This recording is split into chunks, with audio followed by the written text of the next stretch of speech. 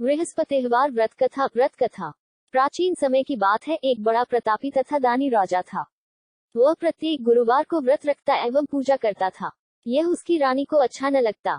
न वह व्रत करती और न ही किसी को एक पैसा दान में देती। राजा को भी ऐसा करने से मना किया करती। एक समय की बात है कि राजा शिकार खेलने वन को चले गए।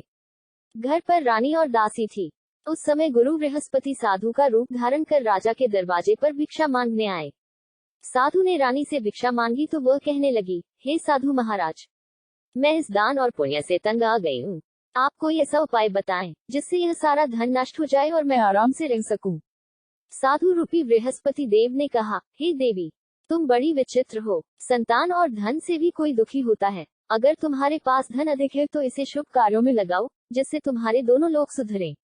परंतु साधु की इन बातों से रानी खुश नहीं हुई। उसने कहा, मुझे ऐसे धन की आवश्यकता नहीं जिसे मैं दान दूं तथा जिसको संभालने में ही मेरा सारा समय नष्ट हो जाए। साधु ने कहा, यदि तुम्हारी ऐसी इच्छा है तो जैसा मैं तुम्हें बताता हूँ तुम वैसा ही करना। बृहस्पतिवार के दिन तुम घर को गोबर से लीपना, अपने केशों को पीली मिट्टी से धोना, केशों को धोते समय स्नान करना, राजा से हजामत बनाने को कहना, भोजन में मांस मदिरा खाना, कपड़ा धोबी के यहाँ धुलने डालना। इस प्रकार 7 बृहस्पतिवार करने से तुम्हारा समस्त धन नष्ट हो जाएगा। इतना कहकर साधु बने बृहस्पति देव अंतर्धान हो गए। साधु के कहे अनुसार करते हुए रानी को केवल 3 बृहस्पतिवार ही बीते थे कि उसकी समस्त धन संपत्ति नष्ट हो गई। भोजन के लिए परिवार तरसने लगा। एक दिन राजा रानी से बोला, हे रानी, तुम यहीं रहो, मैं दूसरे देश को जाता हूँ, क्योंकि यहाँ पर मुझे सभी जानते हैं, इसलिए मैं कोई छोटा कार्य नहीं कर सकता। ऐसा कहकर राजा परदेश चला गया। वहाँ वह जंगल से लकड़ी काटकर लाता और शहर में बेचता। इस तरह वह अपना जीवन व्यतीत करने लगा। इधर राजा के बिना रानी और दासी दुखी रहने लगी। एक समय जब रानी और दासियों को 7 दिन बिना भोजन के रहना पड़ा, तो रानी ने अपनी दासी से कहा, हे दासी, पास ही के नगर में मेरी बहन रहती है।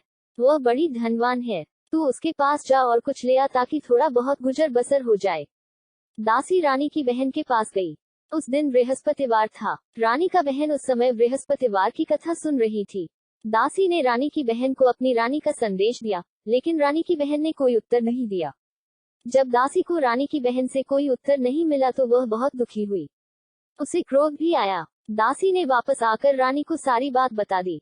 सुनकर रानी ने अपने भाग्य को कोसा। उधर रानी की बहन ने सोचा कि मेरी बहन की दासी आई थी, परंतु मैं उससे नहीं बोली, इससे वह बहुत दुखी हुई होगी। कथा सुनकर और पूजन समाप्त कर वह अपनी बहन के घर गई और कहने लगी, हे बहन, मैं बृहस्पतिवार का व्रत कर रही थी। तुम्हारी दासी गई, परंतु जब तक कथा होती है तब तक न उठते हैं और न बोलते हैं, इसीलिए मैं नहीं बोली। कहो, दासी क्यों गई थी? रानी बोली, बहन, हमारे घर अनाज नहीं था। ऐसा कहते कहते रानी की आंखें भर आई। उसने दासियों समेत भूखा रहने की बात भी अपनी बहन को बता दी। रानी की बहन बोली, बहन देखो, बृहस्पति देव भगवान सबकी मनोकामना पूर्ण करते हैं। देखो, शायद तुम्हारे घर में अनाज रखा हो। यह सुनकर दासी घर के अंदर गई तो वहां उसे एक घड़ा अनाज का भरा मिल गया। उसे बड़ी हैरानी हुई क्योंकि उसे एक एक बर्तन देख लिया था। उसने बाहर आकर रानी को बताया। दासी रानी से कहने लगी, हे रानी, जब हमको भोजन नहीं मिलता तो हम व्रत ही तो करते हैं, इसलिए क्यों न इनसे व्रत और कथा की विधि पूछ ली जाए, हम भी व्रत किया करेंगे। दासी के कहने पर रानी ने अपनी बहन से बृहस्पतिवार व्रत के बारे में पूछा। उसकी बहन ने बताया, बृहस्पतिवार के व्रत में चने की दाल और मुनक्का से विष्णु भगवान का केले की जड़ में पूजन करें तथा दीपक जलाएं, पीला भोजन करें तथा कथा सुने। इससे गुरु भगवान प्रसन्न होते हैं, मनोकामना पूर्ण करते हैं। व्रत और पूजन की विधि बताकर रानी की बहन अपने घर लौट आई।